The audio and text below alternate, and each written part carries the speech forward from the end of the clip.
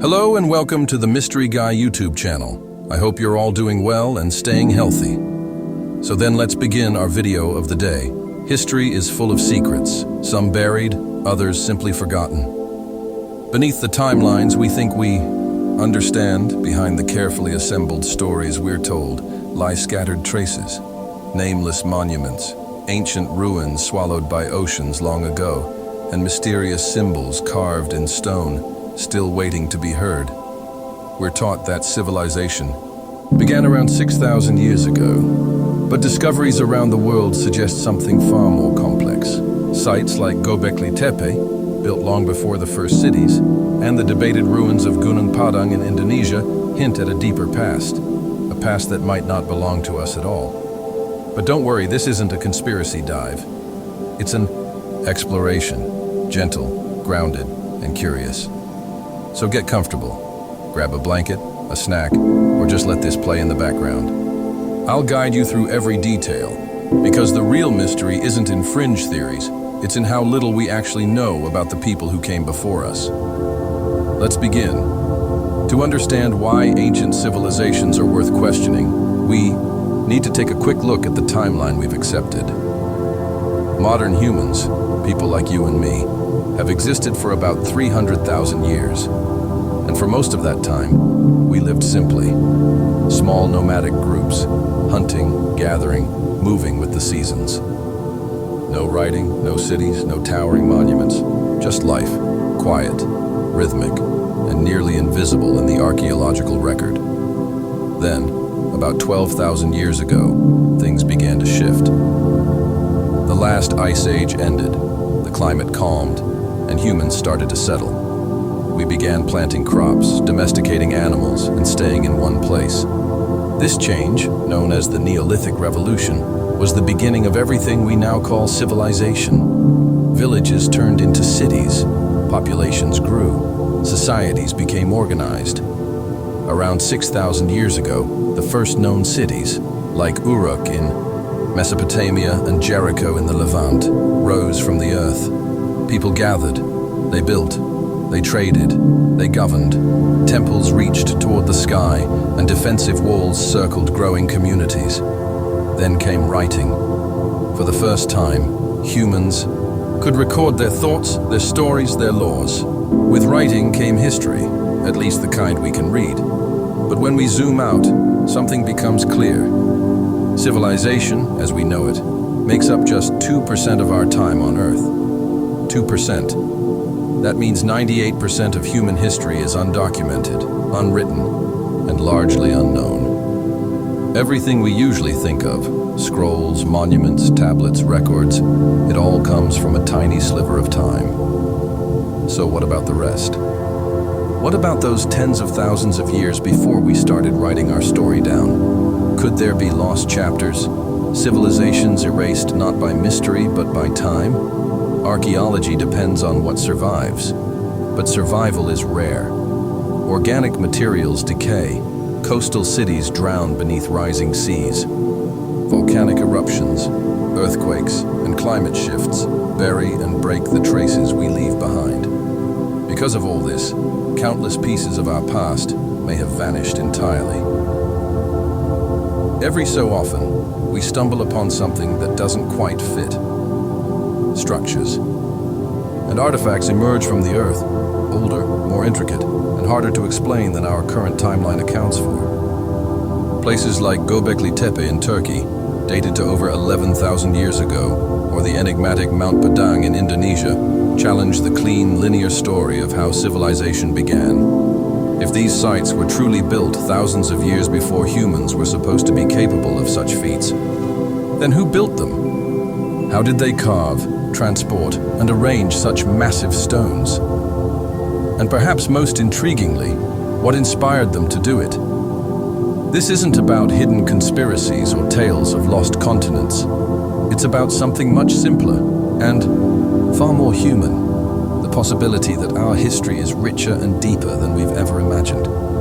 Even many archaeologists agree. We've only scratched the surface of our ancient past. Our timeline might not be wrong, but it may be missing entire chapters.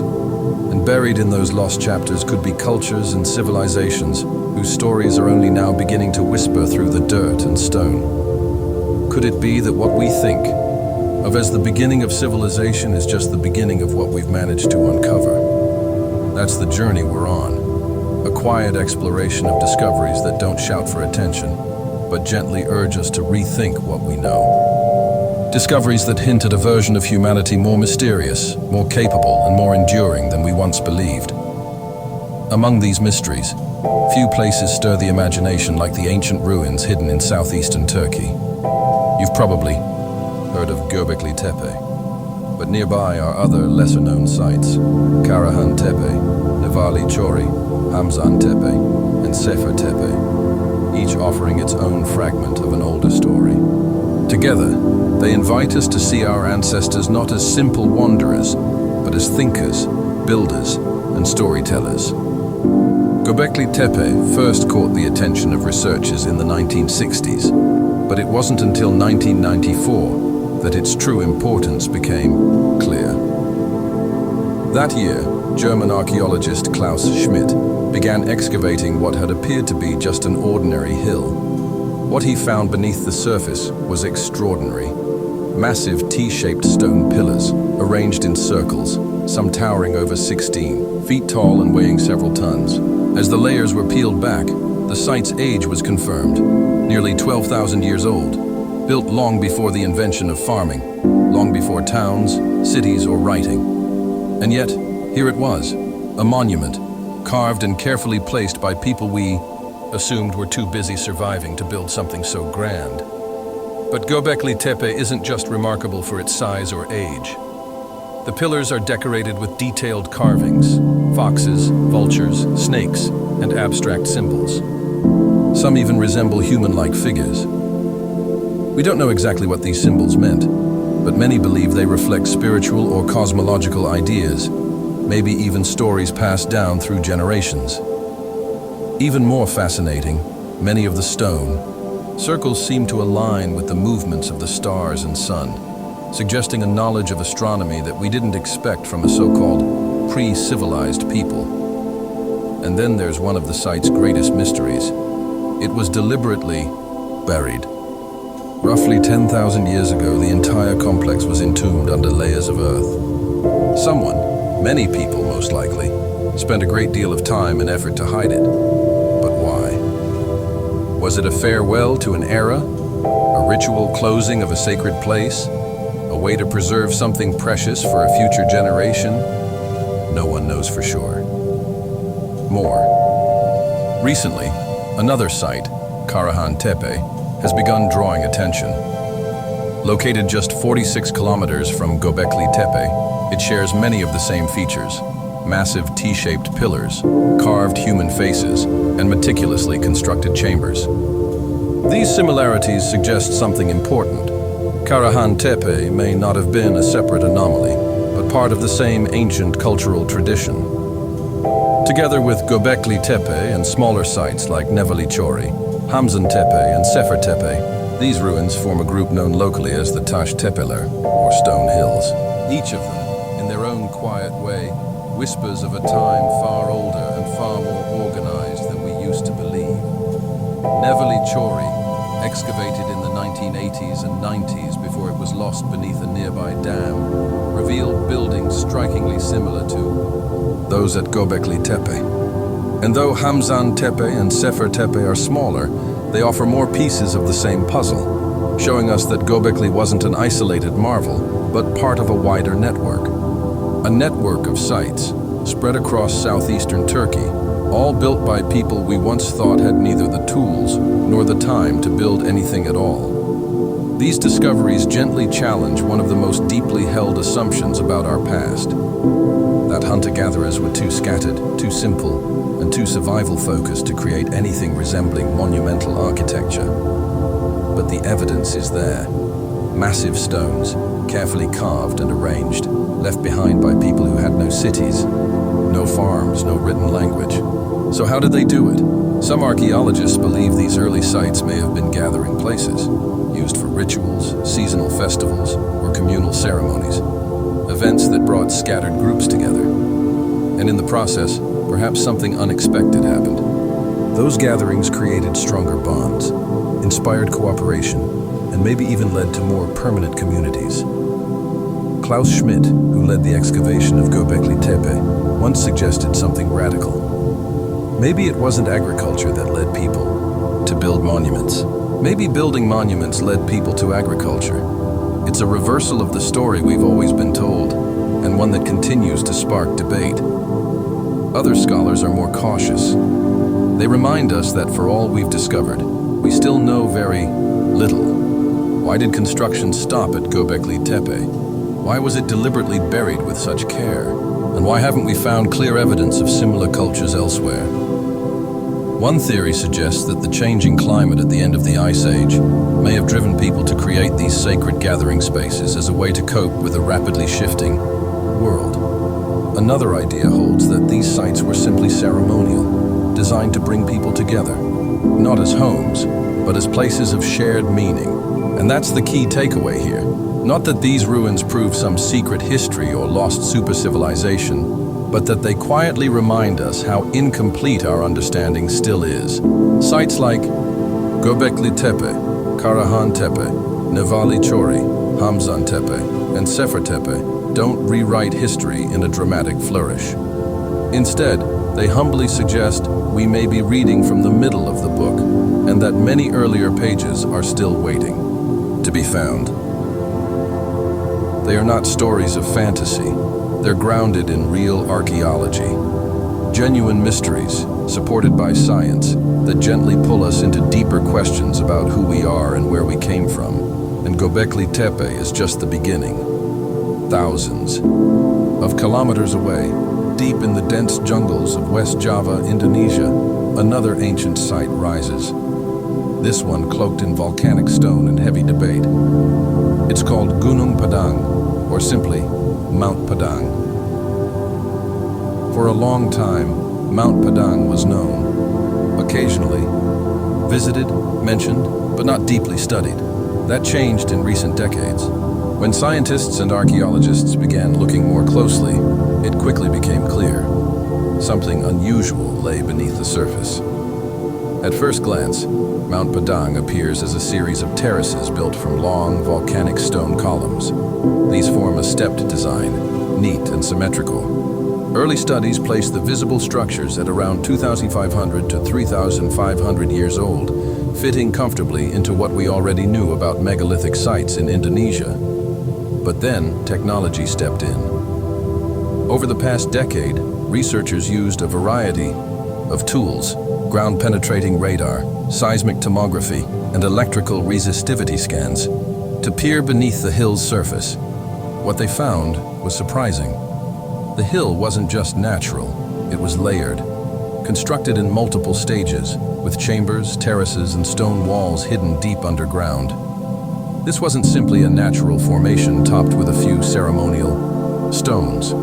It was a massive, complex structure, possibly built intentionally over thousands of years. So the question shifted. How old is Mount Padang, really? Radiocarbon dating began returning conflicting answers. The surface layers matched early expectations, about 3,000 years old, but deeper samples told a different story.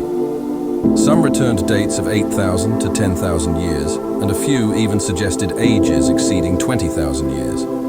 If those older dates are accurate, Mount Padang would be among the oldest known monumental structures on Earth, older than the Egyptian pyramids, older than Stonehenge, far older. Naturally, this sparked a heated debate. Mainstream archaeologists raised concerns about the dating methods.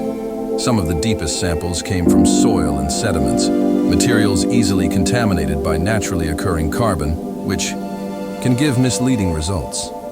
Critics urged caution. Without clear human-made artifacts to support the dates, the extreme ages should be viewed skeptically. Proponents, however, pointed to the geophysical evidence: layered construction, advanced stonework, and the sheer scale of what was buried below. To them, Mount Padang's design spoke of intention, of a forgotten people, organized and skilled, working on a scale we didn't associate with such ancient times. In 2023, the conversation peaked when a group of researchers published a paper claiming conclusive evidence that Mount Padang was the world's oldest known pyramid-like structure, possibly over 20,000 years old. The news made international headlines. But just a year later, in 2024, the paper was formally retracted. Peer reviewers raised valid concerns about the methods used, especially the dating of materials that weren't clearly tied to human activity. The data needed to be stronger, the interpretation more careful. But even after the retraction, the mystery didn't fade. If anything, it reminded us just how challenging it is to study deep history, and how cautious we must be when confronting the unknown. The age debate continues, but what's not in question is the site's complexity, its layered construction, and the underground chambers revealed by scanning technologies. Mount Padang remains one of the most intriguing and mysterious sites in all of Southeast Asia. Who built it? Why did they build it? And when? We still don't have answers. Some Indonesian researchers believe Mount Padang was a sacred site, used for rituals by a long-lost culture. Others suggest it might have been an early astronomical observatory built to align with celestial events. Whatever the truth may be, one thing is clear. Mount Padang has only begun to tell its story. Some believe Mount Padang was a gathering place for rituals, a spiritual site that once drew people together for reasons we may never fully understand. But for now, these ideas remain speculative. We simply don't have enough evidence. Yet. The biggest mystery isn't just what Mount Padang is, it's when. If it truly dates back 20,000 years, it would force us to rethink everything we believe about early human society, what people were capable of, how they organized, and how far back monumental construction might really go. If instead, the site was built more recently, perhaps 3,000 to 5,000 years ago, it would still be impressive, but would fit more comfortably within known Southeast Asian civilizations. Even then, the questions linger.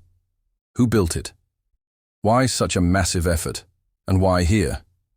In either case, the beauty of Mount Padang lies in its uncertainty. It reminds us how much we still don't know about our own past. Archaeology is a discipline built on fragments, pieces of stone, layers of soil, faded carvings left behind by hands long gone. At Mount Padang, those fragments whisper something unexpected, challenging long-held assumptions and encouraging scholars to look deeper, to imagine more. What we do know is this. Beneath that green hill, surrounded by forest and time, is a carefully engineered monument, layered, complex, and deliberate.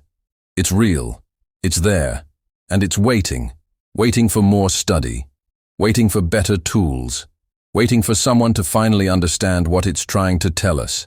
Mount Padang is a quiet reminder that history doesn't always offer clear answers. Sometimes it offers only a mystery, one that deepens the more we try to solve it. And Mount Padang is not alone. While many of the ancient puzzles we've explored so far lie on solid ground, some of the most mysterious evidence of forgotten civilizations may actually be beneath the sea. Scattered across our oceans are the sunken ruins of structures that seem to defy our current understanding of history.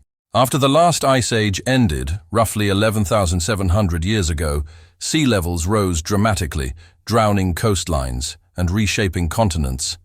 And in that global flood, many ancient settlements disappeared beneath the waves. Around 12,000 years ago, the world began to warm. Massive ice sheets, which had covered much of the northern hemisphere for tens of thousands of years, started to melt. Slowly, steadily, the oceans rose, over 120 meters, or nearly 400 feet, transforming coastlines across the globe. Land that once held human settlements vanished beneath rising seas, and with them, entire chapters of our ancient history were lost. Just as many of today's great cities hug the shoreline, it's likely early humans also built their homes near the water. Only now, their shores lie beneath the waves. This makes underwater archaeology especially difficult. These ancient coastlines are hidden, silent, and often unreachable. But despite the challenges, a handful of incredible submerged sites have been discovered, each offering a glimpse into what might still lie hidden below the sea. One of the most well-known examples is Dwarka, off the western coast of India. For Sikhs, centuries, ancient Sanskrit texts told of a legendary city, Dwarka, built by the god Krishna himself. Many believed it was a myth. But in the waters near the modern city of Dwarka, divers began uncovering what appeared to be the remains of ancient stone structures, walls, roads, and tools resting beneath the seabed. Some of these underwater ruins have been dated to around 7,000 years ago, suggesting they might belong to a long-lost coastal settlement. Whether it truly connects to the legendary city of Krishna remains unknown, but the evidence points to a vibrant, organized community that thrived before the sea claimed its land. Another incredible site lies off the coast of Israel. Atlit Yam, discovered in the 1980s, is a beautifully preserved Neolithic village, submerged under the Mediterranean Sea. Here, researchers have found the remains of stone-built houses, hearths, wells, and even human burials, all resting beneath a calm, silty seafloor. This ancient village dates back nearly 9,000 years and includes the oldest known cases of tuberculosis ever discovered. The gradual, peaceful flooding of Atlit Yam helped preserve its structures in exquisite detail, offering a rare, almost untouched snapshot of early coastal life. To the west, near Greece, divers exploring the Mediterranean uncovered the ancient town of Pavlopetri. Submerged near the coast of Laconia, Pavlopetri is believed to be about 5,000 years old. What makes it truly fascinating is its organized layout, complete with roads, buildings, courtyards, and even tombs. It's one of the oldest known sunken towns in the world, and shows that complex urban planning was already in motion long before many civilizations we commonly study even began. Farther east, off the coast of Yonaguni Island in Japan, lies one of the most debated underwater discoveries of all, the Yonaguni Monument. At first glance, it seems like a massive stone structure, terraced and geometric, with what appear to be straight edges, steps, and sharp corners. Some suggest it's a natural formation, shaped over millennia by earthquakes and ocean currents. Others argue it was carved by human hands, perhaps part of a temple, fortress, or ceremonial complex built before the sea reclaimed the land. The debate continues, unresolved. But either way, the Yonaguni Monument remains one of the ocean's great enigmas. All of these submerged sites, from Dwarka to Atlit Yam, Pavlopetri to Yonaguni, remind us of a possibility that grows harder to ignore. What if countless ancient settlements lie beneath our oceans, undiscovered, unreachable, and long forgotten?